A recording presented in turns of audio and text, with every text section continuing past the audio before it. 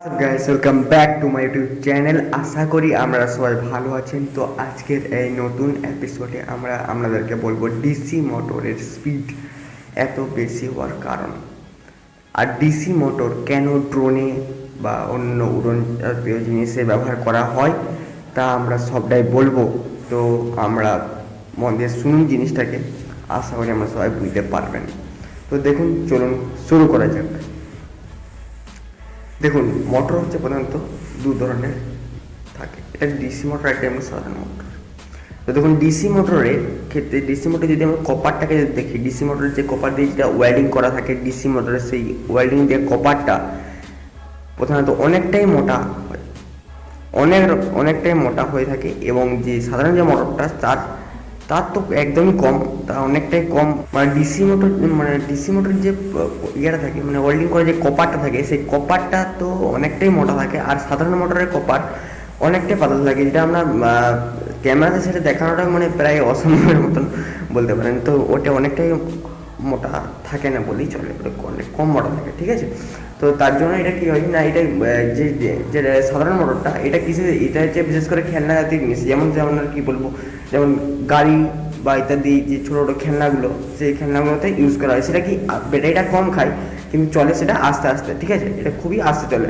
আমরা মনে হতে পারে যে এটা স্পিডে চলছে, কিন্তু সেটা ডিসি মোটর তুলনায় অনেক গুণ কম স্পিডে চলে। আর ডিসি মোটর যেটা হচ্ছে আপনার ড্রোনে ইউজ করা হয়, যে ছোটো ছোটো দেখবেন মোটর থাকে ড্রোনেতে, সেই মোটরগুলো কিন্তু ড্রোনেতে ইউজ করা হয়।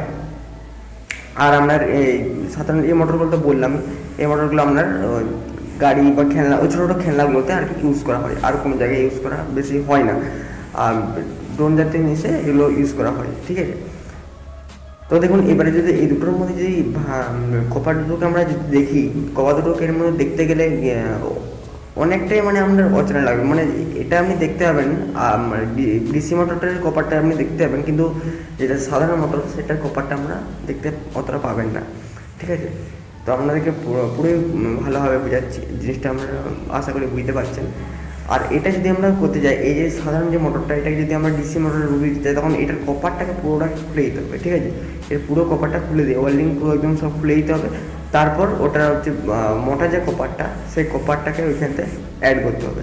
তাহলে মোটা কপারটা অ্যাড করা হলেই আমাদের এটার স্পিডও ঠিক ডিসি মোটরের মতনই হয়ে যাবে, ঠিক আছে। তো এগুলো তো আমরা সাধারণত 10 টাকা 20 টাকা দামে এটা বাজারে আমরা কিনতে পারবেন, কিন্তু এটার দামটাও বেশি, ছোটো হলেও দাম বেশি হয়।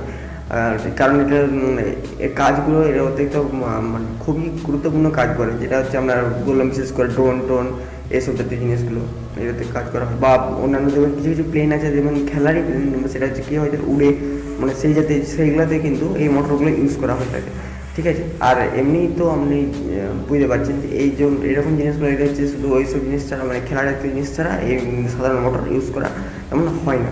এবং এইরকম যে সাধারণ মোটরগুলো, এগুলো যদি আমরা ড্রোনে লাগিয়ে দেওয়া হয়, তাহলে কিন্তু এটা একদমই উড়োতে সক্ষম হবে না। হ্যাঁ, এটা ওই ব্লেড ঘুরবে, কিন্তু এটা কোনো রকমই উড়োতে সক্ষম হবে না।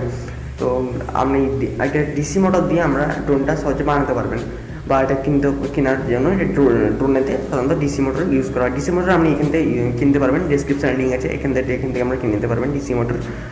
তো এটা আপনি কিনতে পারবেন, খুব কম দামের মধ্যে এটা আপনারা পেয়ে যাবেন ডিসি মোটর, এটা খুব ঠিক আছে। আর হচ্ছে আপনার ওই মোটরগুলো যেগুলো আপনি সাধারণত ইলেকট্রনিক্সের দোকানে এগুলো অ্যাভেলেবেল, ওগুলো কিনতে পারবেন। 10 টাকা থেকে 20 টাকা দাম, ওটা মেন 10 টাকায় দাম, ওটা এখন হয়তো বাচ্চার দাম 20 টাকা এখন করে দিচ্ছি, আমি সেবারে দেখলাম।